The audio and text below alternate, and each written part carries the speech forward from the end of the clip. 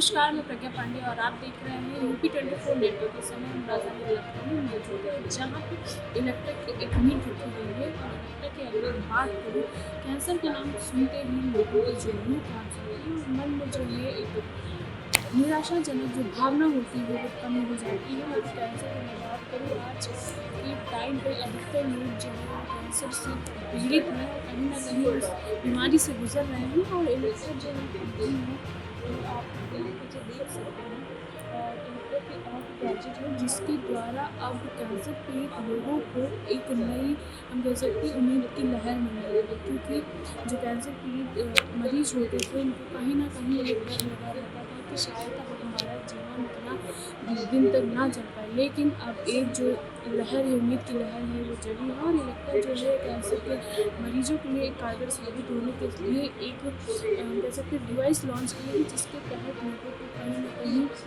Cancer पीड़ित बीमारी से लड़ने में फ़ायदा मिलेगा और लाभ मिलेगा। तो चलिए, कुछ डॉक्टर्स हमारे साथ मौजूद हैं, उन्हीं से जानते हैं कि ये जो मशीन है किस तरह से काम करता है और लोगों को कैंसर से लड़ने में किस तरह से आगे कारगर साबित होगा।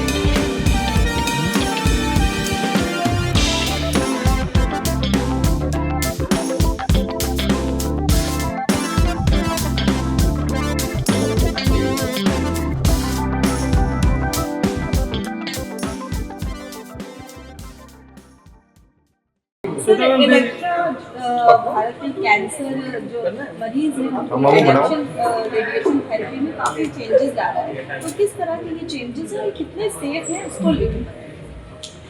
देखिए, अडैप्टिव रेडियोथेरेपी जैसे कि भी आपने चर्चा में, ये एक नई विधा है जो कि पिछले कुछ सालों से इस्तेमाल करी जा रही है, जिससे कि जो भी हम विकिरण चिकित्सा यानी कि रेडियोथेरेपी द्वारा इलाज करते हैं कैंसर का, उसमें हमारे दो मुख्य उद्देश्य हैं। एक तो ये है कि जो ट्यूमर है उसको हम कितना ज़्यादा खत्म कर सकते हैं या पूर्णता से उसको नष्ट कर सकते हैं, और उसी समय जो रिएक्शंस मरीज को होते हैं, जो साइड इफेक्ट होते हैं, एक आम जानकारी है, सभी लोगों को पता है कि लोग बहुत डरते हैं रेडियोथेरेपी कराने से क्योंकि साइड इफेक्ट होते हैं।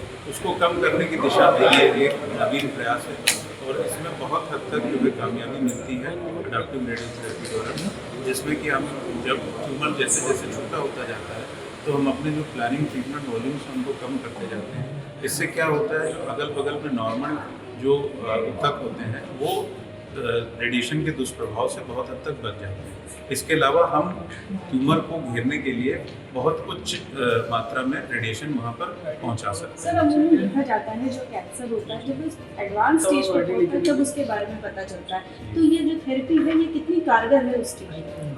देखिए, ये एडवांस स्टेजेस में भी कारगर होना चाहिए, क्योंकि इसका जो हमारा जो उद्देश्य है वो यही है कि हम ट्यूमर को छोटा करें और छोटा करके हम उसको फिर ख़त्म करें। तो अब ये है कि हर चीज़ की अपनी एक सीमा होती है, लेकिन बहुत एडवांस स्टेजेस तक में भी ये उपचार जो है वो कारगर है, जैसे कि विकिरण की पहले से मौजूद विधाएं हैं उसी तरह। सर, ये हर प्रकार के कैंसर के मरीजों के लिए कारगर है? ये अभी जो इसका उपयोग जो सबसे ज़्यादा समझ में आ रहा है, चूँकि हमें दो चीज़ें देखनी है कि हमें साइड इफ़ेक्ट्स को, दुष्प्रभाव को कम रखना है और ट्यूमर को ख़त्म करना है। तो अभी इसका जो मुख्य उपयोग जो देखा जा रहा है वो मुंह के कैंसर में, गले के कैंसर में, प्रोस्टेट कैंसर में, गर्भाशय ग्रीवा जिसको हम लोग यूट्राइन सर्विक्स कैंसर कहते हैं उसमें, एंडोमेट्रियम कैंसर, खासकर पोस्ट ऑफ एंडोमेट्रियम कैंसर, इन सब जगहों पे इसका उपयोग ज़्यादा देखा जाता है। हमारे प्रदेश में इस भाग में ये सारे कैंसर बहुतायत से पाए जाते हैं। सर अगर समय की बात करूँ तो कितना समय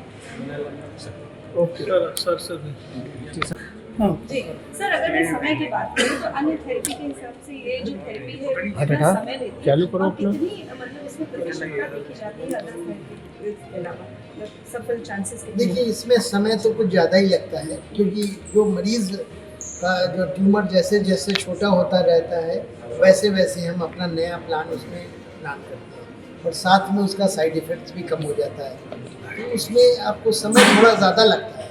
लेकिन चूँकि इसमें आजकल AI सब इनबिल्ट किया गया है, जिसमें आपको अगर यही काम आप करते तो आपको 2 से 3 दिन का समय लगता, जिसके लिए आपको 15 से 20 मिनट के समय में आप एडॉप्टिव रेडियोथेरेपी कर सकते हैं। ये इसका बहुत बड़ा फायदा है। कॉस्ट की अगर बात करूँ तो कॉस्ट का हमको अभी आइडिया नहीं है इसका क्या कॉस्ट है, क्योंकि भारत में कुछ मशीनें लगी हैं, तो अभी कॉस्ट का नहीं पता है। कॉस्ट जैसे ही इसका पता चलेगा कि जैसे ज़्यादा जगह जगह लगना शुरू हो जाएगा तो कॉस्ट अपनी तरफ से क्या कुछ कहना हमें चाहेंगे? इसका कॉस्ट का भी नहीं पता है। तो अपनी तरफ से बाकी क्या कुछ कहना चाहते हैं? देखिए, ये बहुत बढ़िया टेक्नोलॉजी है जो कि हमारे जो ट्यूमर्स को कंट्रोल करने के लिए, एक तो आप हायर डोज ट्यूमर को दे सकते हैं। जब आप ज़्यादा डोज रेडिएशन की देंगे उस ट्यूमर को, तो उसको मरने और किल होने की शक्ति ज़्यादा हो जाएगी, और अगर बेटर ट्यूमर कंट्रोल हो सकता है, बेटर क्वालिटी ऑफ लाइफ हो सकती है, क्योंकि हम साइड इफ़ेक्ट्स बहुत कम करते हैं। अगर हम साइड इफ़ेक्ट्स कम कर दें कैंसर ट्रीटमेंट के, तो उससे बहुत बढ़िया लाइफ हो जाती है। Thank you. इस समय हमारे साथ सर मौजूद है। सर, पहले तो अपना परिचय दीजिए। मैं डॉक्टर नीरज रस्तोगी मेदांता में रेडिएशन ऑन्कोलॉजी में एज ए डायरेक्टर के पद पर कार्यरत हूँ, और मैं वहाँ रेडिएशन से कैंसर का इलाज करता हूँ। सर, आज आप लोग एक टीम में शामिल हुए हैं। इलेक्ट्रा जो है अपनी नई डिवाइस लॉन्च करेंगे, किस तरह से कैंसर पीड़ित लोगों को कारगर साबित होगा? देखिए, ये डिवाइस तो ये नई डिवाइस है, जिसमें कि ये देखा गया है कि जैसे हमने रेडिएशन से कैंसर को ट्रीट करते हैं, धीरे धीरे कैंसर हमारा छोटा होता चला जाता है, और जब छोटा होता जाता है तो हमको रेडिएशन की डोज और रेडिएशन की फील्ड भी छोटी करनी पड़ती है। तो अगर हम रेडिएशन की फील्ड एवरी डे छोटी करेंगे तो हमको उसमें टाइम लगता है 2 से 3 दिन एक पेशेंट में, क्योंकि उसकी हम पहले CT स्कैन करते हैं, उसके बाद उसको प्लानिंग करते हैं, प्लानिंग के बाद उसको रेडिएशन डिलीवर करते हैं। तो 3 मशीनों का काम है, और ये जो इनकी जो ये वाली है, इसमें सब कुछ एडॉप्टिव रेडियोथेरेपी में हर कुछ एक ही मशीन में है, उसी में सारी चीज़ें ऑल इन वन। जैसे कि हम उसमें MRI भी उसी से कर लेते हैं, उसी से हम प्लानिंग कर लेते हैं, उसी से हम डिलीवर भी कर देते हैं। तो ये जो हमारा 2-3 दिन का काम है, ये 15 मिनट में हो जाता है। और जैसे इसमें देखा गया है कि AI बेस भी बहुत इसमें काम हो रहा है आजकल, तो ये सब इससे फ़ायदा है। जैसे हम देखते हैं डे टू डे, जैसे आप कमज़ोर हो गए, आप कैंसर है, आपको खा नहीं पा रहे हैं तो कमज़ोर हो गए तो क्या होता है, आप दर्जी के पास जाते हैं तो पैंट अपनी फिर से टाइट कराते हैं। तो इसमें जो पैंट टाइट कराते हैं, इसमें यही काम हमारा ये मशीन का है। धीरे धीरे वो देखता है ट्यूमर छोटा हो गया है, गिल्टियाँ छोटी हो गई हैं, तो उसी हिस्से को वो टारगेट करता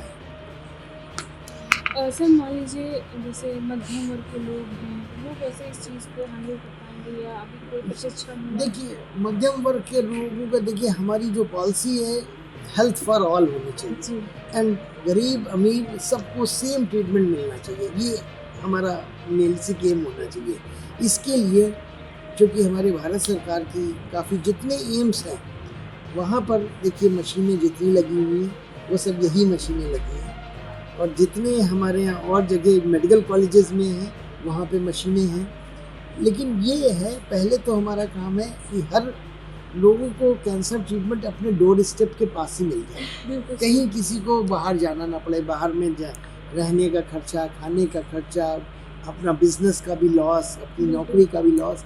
अगर हमको पास में ही ट्रीटमेंट मिल जाएगी क्वालिटी, तो इससे बहुत बढ़िया। तो हमारी सरकार की ये होनी चाहिए कि हर मेडिकल कॉलेज में एक मशीन होनी चाहिए। बिल्कुल सर, जिस तरह और से जहाँ मशीन है और इस तरह की मशीन जो स्पेशल केस हैं उनको आप थोड़ी दूर भेज दीजिए, उनका भी ट्रीटमेंट हो जाए, एडॉप्टिव रेडियोथेरेपी। बिल्कुल सर। और सर जिस तरह से रेडियोथेरेपी से क्या होता है, लोगों को मन में रहता है कि साइड इफेक्ट से कहीं हमारे बाल ना झड़ जाए या स्किन पे ना खराब हो, ये क्या ये कुछ ऐसे साइड इफेक्ट देखिए, अगर आप जैसे आप ब्रेन का ट्यूमर है, जी आपने उसमें रेडिएशन दिया, जी छोटा हो गया तो कुछ हिस्से के बाल जाएंगे।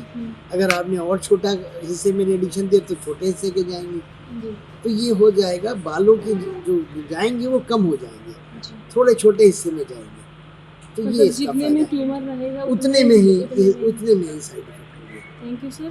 तो बिल्कुल आपने सर को सुना कि किस तरह से सर एक मशीन है और लोगों के लिए कितनी कारगर साबित है, और खासकर कैंसर पीड़ित लोगों के लिए।